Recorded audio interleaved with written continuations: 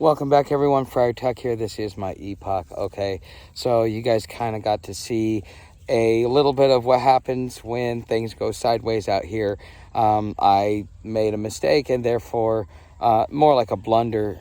Well, it's really not that big of a mistake. I mean, the more I sit back and I think about it, and I think about what my possible solutions are and the cost is, it's not that big of a deal. I mean, it is a big deal, but it's not that big of a deal. And the fact is I cycle through so much gear that it should be, I'm used to constantly having to replace things. Okay, so what I'm going to be talking about today is, securing your gear and kind of, what it's like to be out here and to travel. And sometimes when you're in new cities or you're a home bum, there are certain ways and certain instances in which your stuff can or might or will get stolen. And so I think that today is a perfect opportunity to share this topic, because I'm sure a lot of people want to know how to protect their stuff and be able to keep it from being stolen if they're homeless, or even if they're traveling, or whatever it is. And normally what my MO is, because if we're in the inner city, we're sleeping in doorways, so you're always packing up your gear every morning. You get up about 6 o'clock, you start packing your gear. It takes about 30 minutes, and then you go from there, and you mosey on to wherever you're going, whether you're moving on or whether you're going to do your daily tasks for the day. But when you're out in the forest and you're traveling and stuff like that, usually, I don't know. I've traveled in a group once, which was when I was doing the train hopping. So we had somebody to stay there and to watch the stuff. And normally that's kind of the way that it is. And I kind of thought that that's what was going on here, but apparently I missed a step or something. I don't know. Because they keep asking me to keep an eye on their stuff. Well, I'm kind of expecting this to be mutual. But apparently, I need to make my expectations a little bit more known as far as things go.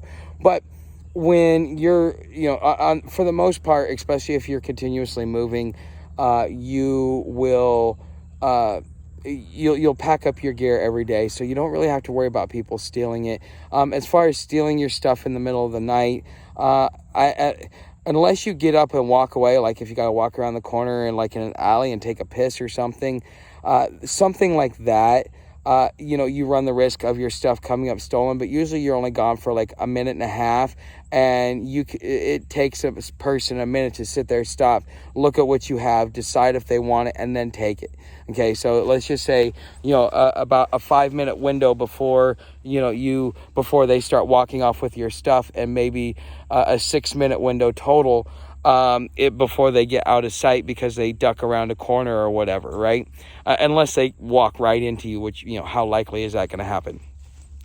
So for the most part, when you're moving, when you're sleeping, you don't really have to worry about gear getting stolen. More or less, you have to worry about losing gear.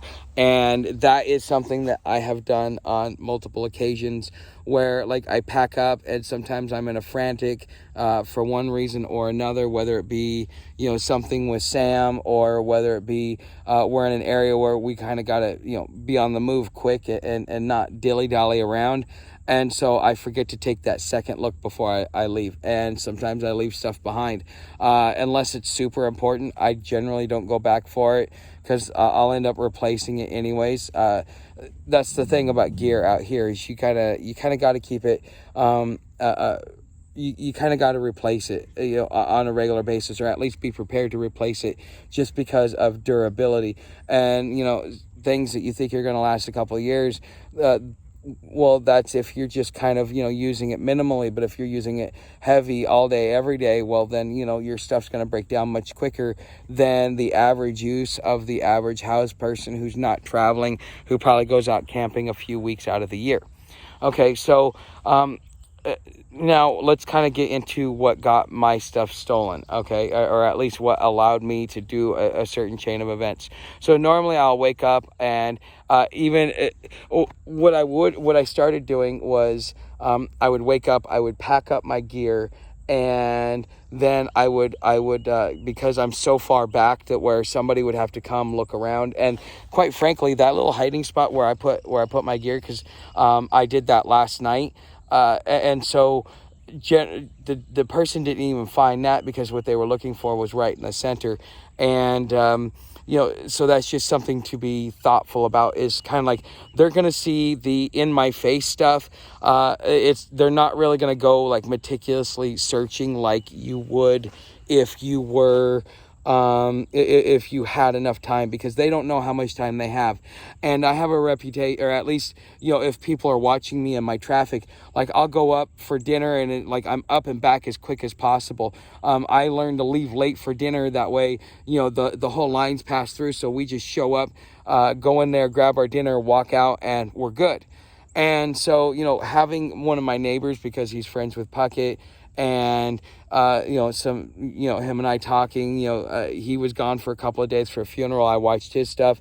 I figured my stuff would be safe, because he generally doesn't go up there. He has all of his stuff right there in house, so he keeps an eye on anybody, because he can see my camp from his place, but you can't see it unless you are in the spot where he has his tent, because I'm like in a very unique spot where you really can't see it unless you go into, like, let's say Puckett's camp. But then again, I had to leave things all out here. So I had left the hammock and the sleeping bag and all my sleeping gear on the ground, instead of leaving it put up. And so with that being said, I kind of thought that, it wouldn't be seen from the road. But I really wasn't thinking about somebody coming in, because they've picked through Puckett's stuff I don't know how many times, and he's not coming back for a very long time. I've talked to some people, and so it's like, there's nothing I can do. I mean, I'm not going to sit here for like 5 to 10 years waiting for this guy to get out of prison and protect his stuff. I'm not going to do that, and nor would I expect him to either. When he went to jail and that stuff, he kind of knew it wasn't, his stuff was going to not be there when he got back, because he knew he was going away for long enough, and kind of what the crowd is here. But my thing was I got comfortable, and I thought, you know what, this guy over here, I watch his stuff, he should be watching my stuff. And so when I get back, they're telling me that some dude, was looking at Puckett's stuff, saw my camp and walked over, but they thought it was me. And so, I guess what I should have done is gone over to him and said, hey, I'm heading out to go do laundry. I'll be back in a couple hours, watch my camp. Because usually when when I'm here, I always watch his camp anyways. But, he will come to me specifically and ask me. And I guess that's what I should have done. Because usually I'm used to camping in a group, like with Puckett, he always has a couple people around, myself included. And we would, somebody's always there or always coming back and forth. So our stuff was generally safe. And I thought, I kind of got comfortable, and because we're being here for so long, and, it's kind of that time of the month where I get paid, so I don't have to go out there and fly a sign and, all these different things. I kind of got comfortable. I said, I'll be gone for like no more than an hour, because I'll get up there. It's just one change of clothes. And then apparently I was like, after all the washers were taken, because 2 of them were broken, I was number 2 in line. And I ended up having to wash my clothes in the sink and dry them in an open dryer, so that I could get back here within like an hour and a half, 2 hours. Because that's the longest I've ever been gone. And generally, people are watching you come and go. And usually I'm here all day. If my stuff is out, I'm here all day. If my stuff is not out, it's to go up, grab a meal, come back, because just about everybody's going up there. That's kind of like a time when you can expect your crap not to come up missing. Okay, is during mealtime. Any other time, I guess that's fair game. But it is what it is. And when I look at it from another standpoint, is one, I always cycle through gear. I know what I liked and what I didn't like, what it costs. I mean, I will have the $100 next cycle through YouTube, because I'm going to get another payout next month. So at the worst, I can replace my water filter. I can replace, all these different things that were stolen. I mean, I can't believe they stole her medication, her toys. and I'm gonna have to I'm gonna have to figure out a way to I'm gonna have to buy a special cord for this camera, because the whole bag of accessories, I just put that and my little USB thing. So now I lost my the crew change, because that was in there as well. And so so I mean, but for the most part, all the new stuff I got was not touched.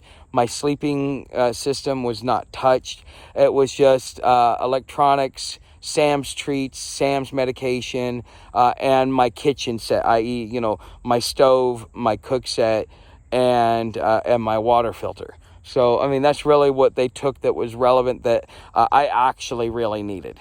So that right there, the stove, if I want to replace the exact one, it's $25. And then the cook set's another 10. It's another 22 for the other thing. And then for the Sawyer squeeze. And then it's like, I probably spend another $20 on toys for Sam and treats, and therefore all that's taken care of. But then that means that I don't get to pay for a bus ticket, and Sam and I are gonna have to either foot it, fly it, or foot it, hitch it, or we're going to have to hop it. So I mean, that's kind of the predicament. I mean, it is what it is. Most people out here, they don't have what I have as far as revenue coming in from YouTube and from the stuff that I do. Plus, just who, I have revenue that comes in that keeps me afloat. Unlike these guys, they're either, all their money goes either on dope or, so if something gets stolen, then they either have to go steal it from somebody else, or they have to, trade for it again. And so, that's just kind of what happens out here. And so I should consider myself lucky that I actually have the means to be able to do this, even without help from the community, which that makes me feel really good, because, the more I can assert my economic independence, the happier I get. I really want to see my Patreon channel grow, and, I want to see the viewership here grow, and I kind of want to be able to tap into those, couple thousand views per video. That would be nice, to be able to, start hitting that on a regular basis. And then instead of, once every few weeks, I might hit one. So anyways, guys, thanks for watching, and I will see you in the next video. You know how to help the channel become a subscriber. Everything else is down in the description.